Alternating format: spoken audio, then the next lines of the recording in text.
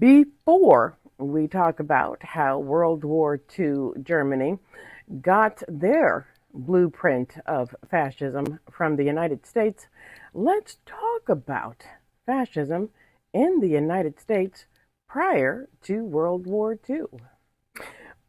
When we think about fascism in history, we all go to World War II Germany and the mustached one, which is by design, I think. But that's actually not the first country that we should go to. We should all look to the United States prior to World War II. Let me back up. I bet that you are under the belief that the United States entered World War II to fight for freedom, democracy, and the American way.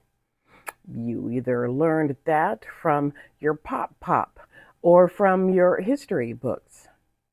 Well, I hate to break it to you, but the history books and your pop lied to you. You see, the United States entered World War II because of the bombing of Pearl Harbor. Full stop. Prior to the United States' entry into World War II, this country had several fascist organizations with huge memberships, and no one did anything about it. No. You have to consider what was happening in this country prior to World War II. Do you remember? Correct. This country was in the midst of the Great Depression. Unemployment grew from less than 3 million in 1929 to over 12 million by 1932, with the crisis peaking in early 1933. At the height of the Great Depression in 1933, approximately 12.8 to 15 million, 25%, of Americans were unemployed. By 1933, mortgages were being foreclosed at a rate of roughly 1,000 per day. By early 1933, approximately 1.5 million to 2 million people were wandering the country without permanent shelter, and an estimated 200,000 vagrant children roamed the country due to family breakups. And the Great Depression shook up the faith in capitalism and democracy. Research states that it was during this time that fascist movements gained significant traction across the country. I want you to keep in mind that the United States did not enter World War II until 1941, after Pearl Harbor. Now, I'm telling you this because I want you to remember the dates, okay? Okay. Now, there were a number of pro-Nazi organizations in the United States prior to its entry into World War II. So, not just fascist, right? Pro-Nazi as well. And we are going to start with the Friends of New Germany. And it was a pro-Nazi fascist organization operating in the United States in the 1930s. It was founded by German immigrants, and it functioned as a direct branch of the Mustached One's Nazi Party, promoting anti-democratic and anti-liberal ideologies. They had a membership of approximately 5,000 to 10,000, mostly consisting of German citizens and recent immigrants. In December of 1935, Nazi leadership ordered German citizens to leave the organization. Tomorrow, we will pick up where we left off discussing fascism in the United States prior to World War II.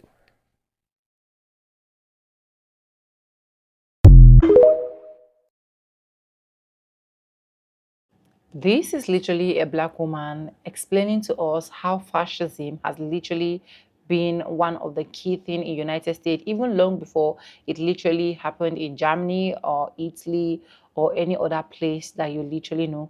And I want you guys to honestly watch from beginning to the end and let me know your opinion in the comment section.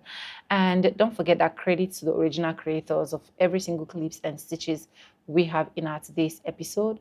So with that being said, let's continue watching because I have a lot to say at the end of this video. Let's go watch, guys. Welcome back. This is our discussion of fascism in America. This is part 2 of fascist organizations in the United States prior to World War II. We're going to pick up where we left off, and we're going to start with the Silver Legion of America. The Silver Legion of America was founded in 1933 and was modeled directly after the mustached one's brown shirts and his Italian counterparts' black shirts. They promoted a Christian commonwealth that excluded Jewish people and non-whites. At its peak around 1934, the organization claimed approximately 15,000 members nationwide, with significant presence in states like Washington, California, and Minnesota. They attempted to influence local elections in the Pacific Northwest as well as North Carolina.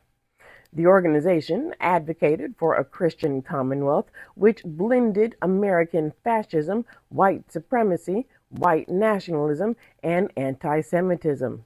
They sought to overthrow the Roosevelt administration and install a dictatorship with founder William Dudley Paley as the mustached one's American counterpart. They were not viewed as a threat until after Pearl Harbor, at which point the FBI raided their offices and Paley was convicted of sedition for his pro-Axis propaganda in 1942 and sentenced to prison, effectively ending the organization's activities. Then there was the German-American Bund, which replaced the Friends of New Germany.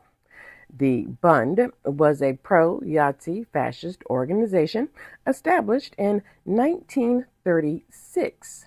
Now, by 1936, the mustached one had merged the SS with the state police, with the Gestapo becoming a key centralized national agency under SS command. I wanted to paint a picture, okay? They also began constructing concentration camps near Berlin in 1936. Meanwhile, the German-American Bund was created to promote the mustached one's ideology, and they were fiercely anti-Semitic, and they aimed for a united Gentile America. They also operated several summer youth camps like Camp Siegfried in New York, which was designed to indoctrinate German-American children into Nazi ideology, similar to the ones that were ran in Germany. The Bund was filled with American citizens claiming to be patriotic Americans who waved the swastika around. In 1939, 20,000 members held a rally, a pro-American rally, in Madison Square Garden. It featured Nazi salutes, banners decrying Jewish-controlled media, and a massive image of Washington flanked by swastikas. Yeah.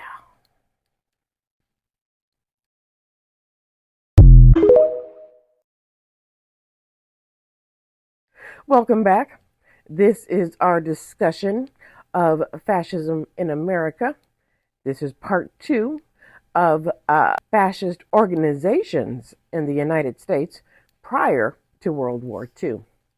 Then there was a radio priest, Father Charles Coughlin, who had a weekly radio broadcast and had a listener count that reached up to 30 million listeners.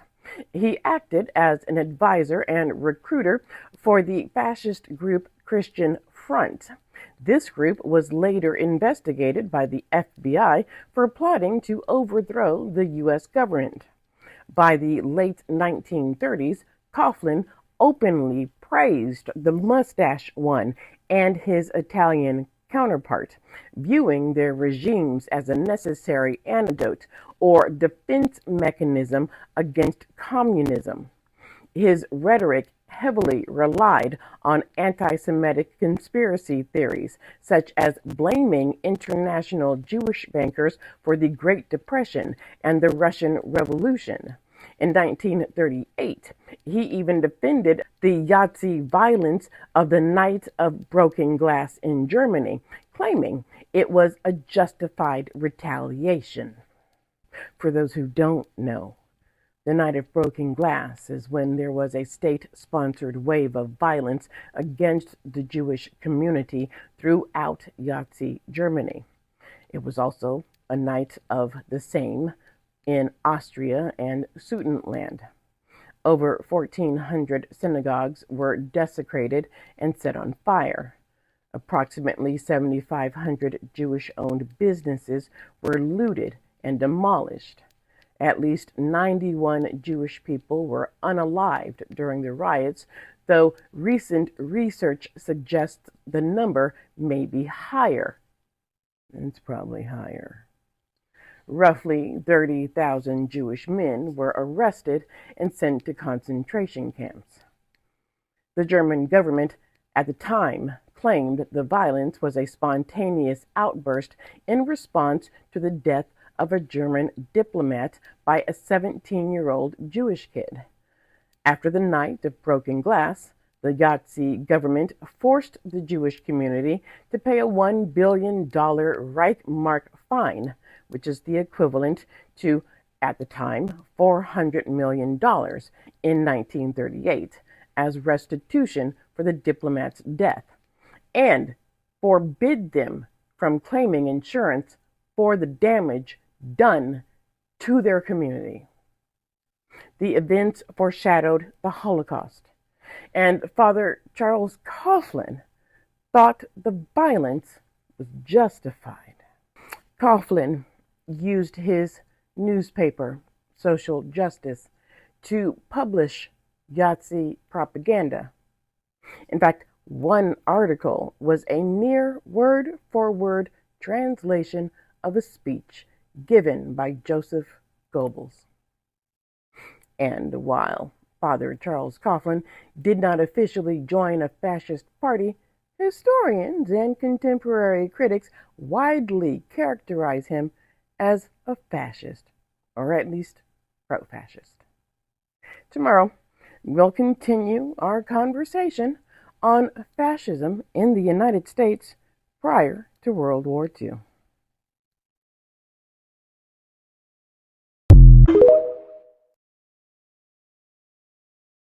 Welcome back. This is part 3 of fascism in the United States prior to World War II. Let's start the conversation with the Black Legion. The Black Legion was a more violent fascist offshoot of the KKK. According to the FBI, they boasted a membership of 135,000. The group was openly white supremacist, anti-Catholic, anti-Semitic, anti-immigrant, and anti-communist. They were described as a terrorist band and a fascist organization aiming to violently protect a specific form of Americanism. They were linked to numerous acts of terror, including arson, bombings, and an estimated 50 unalivings, and at their height held ambitions to overthrow the United States government. The group had significant reach into local government, with members including police officers, prosecutors, and city officials. Historian Peter Ammann described the group as vigilante fascism, an American hybrid that blended local white supremacist traditions with fascist tactics of violence and intimidation. Then there was the Christian Front, which was active from 1939 to 1945. It has been characterized as a fascist, anti-Semitic, and pro-Nazi organization. They openly supported the ideologies of the mustached one and his Italian counterpart. The group was heavily influenced by previously discussed radio priest Father Charles Coughlin. Remember, he promoted pro-fascist and anti-Semitic rhetoric to an audience of, 30 million, right? Right.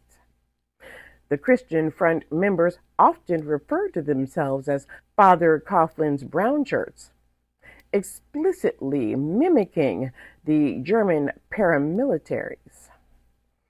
Intelligence research indicates that some leaders, such as Francis P. Moran in Boston, were recruited by Nazi SS intelligence to spread German propaganda and push for U.S. neutrality, which was a big thing prior to the entry into World War II.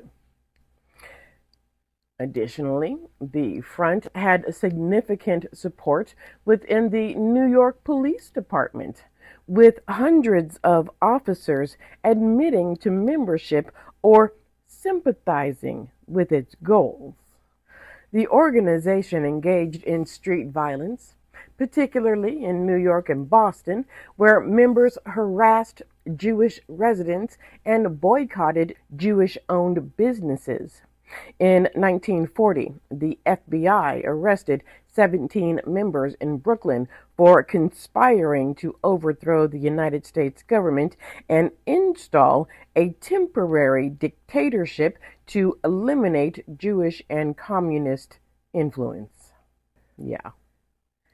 Now, once the country entered World War II, they could not let these fascist organizations continue to thrive. So, as part of the war effort, they suppressed the fascist movements. On the day that the United States declared war on Germany, agents from the Treasury Department raided the German-American Bund headquarters. The agents seized all records and arrested 76 Bund leaders. The United States government interred fascist leaders. They disbanded fascist organizations, censored fascist propaganda, and engaged in a campaign of propaganda against fascism. In November of 1944, 9 American fascist leaders were put on trial in the Great Sedition Trial. They were charged with aiding the Nazi cause, supporting fascism and isolationism, and sedition. However, after the judge's death, a mistrial was declared, and all charges were dropped. If you know your history, you know that history has taught us what happens when people are not held accountable for their actions. Do you know what happens in history when people are not held accountable for their actions? And that's one. Number 2, there's a reason why fascism is being allowed to flourish today. That's what this country is. That's what this country has always been. We hide it behind words like democracy and constitution, but underneath, it has always been a fascist country. The difference now is that it's affecting white people.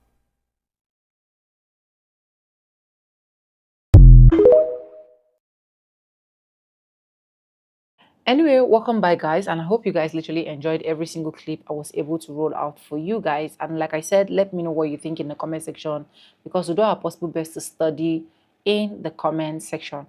First of all, let's define what fascism is all about, and before we continue, right?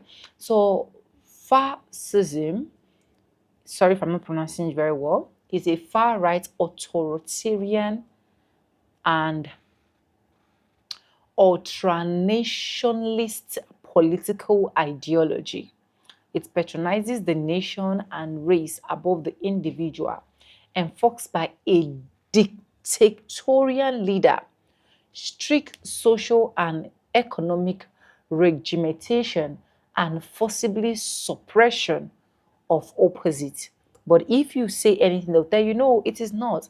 But let's look at the key character of fascism, where we have the authoritarianism, where a central state structured, headed by a dictator, typically rely on a cult of personality. Let's look at the extreme nationalism, where intense loyalty to the nation or ethnic groups often rely on the scapegoating of minorities or political enemies. Now let's talk about the militarism and violence, where the use of force, paramilitary groups, and militaristic expansion to achieve political or national goal.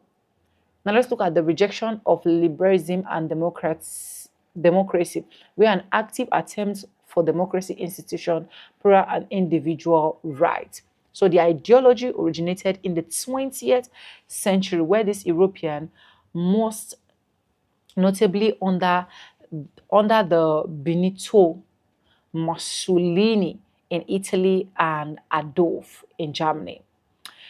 The term also comes from Latin words, so you can know. And let's dive right into the research of the day. Because as we speak currently, we know that that is still what is happening right now. Even when this man is trying to lure us to the World War III. And at the end of the day, a lot of people have also confirmed that this man is actually a dictatorship, not a leader. But we still have people defending him and saying, oh, it's a lie. You people did not understand him, east, west, north, and south. But fascism in the United States during the era of World War II, in the 1939 to 1945, did not just take over the governments as it did in Germany or Italy. You guys can also listen to what the woman said, okay? And it is literally going on the same angle, right?